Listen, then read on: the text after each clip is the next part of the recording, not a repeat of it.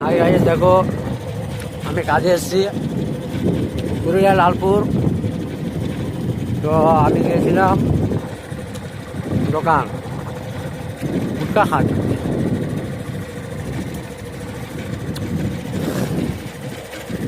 আমাদের রুম থেকে দোকান একটু দূরে, কাছাকাছি দোকান নাই।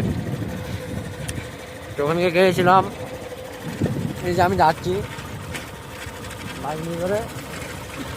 গাড়ি আমি যখন নেমে গেছিলাম মাঠ দিয়ে তোমায় দেখাতে গিয়ে। ভালো থাকো, হ্যাঁ। আর আমার আইডিয়ার চাপসটা দুমদাম করে মেরে দাও, যদি দেখি কত মারতে পারো।